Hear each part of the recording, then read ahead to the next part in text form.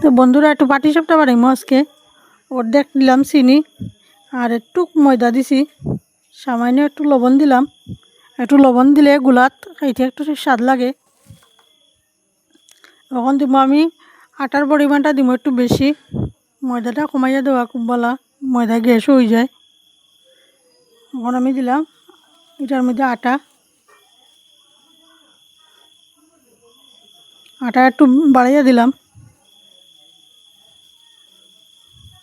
ময়দা অল্প একটু দিছি।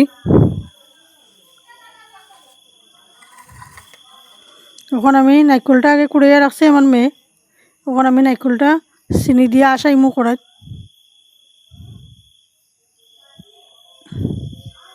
কড়াইত দিলাম নারকেলটা। এখন নারকেলের পরিমাণ মতো দিমু চিনি।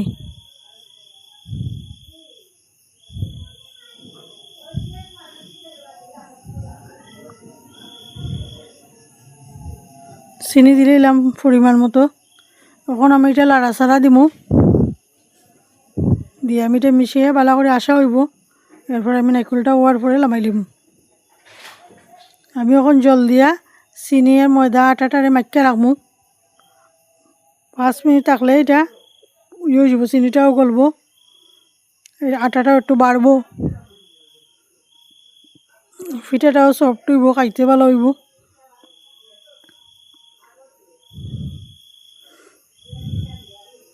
মাখাটা হয়ে গেছে, আমি একটু জল দিমু, দিয়ে এটা একটু পাতলা করমু। বেশি তো টকটকা এরকম হইতো না।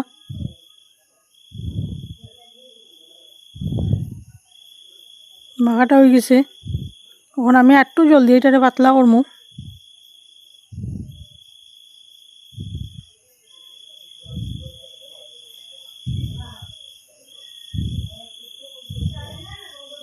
আর একটু জল দিলাম, এখন গিয়া পরিমাণ মতো পুরো আন্দাজে হয়েছে।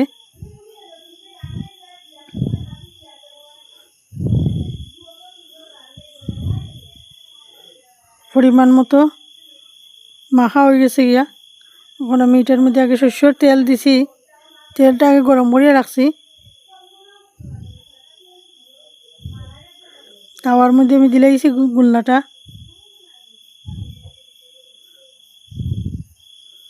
কেউ আছে চিকনা একদম পাতলা পাতলাও খায়, তো আমি একটু পাতলা বেশি ছোটো করতাম না, আমি একটু বড় বড়ই করমু।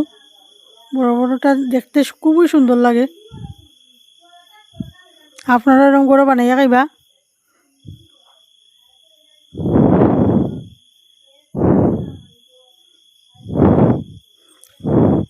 সেগুলো তো খালি ময়দা দিয়েও করে, তা আমি দিলাম একটু আটার পরিমাণটা বেশি দিছি, ময়দায় তো গ্যাস হয়ে যায়।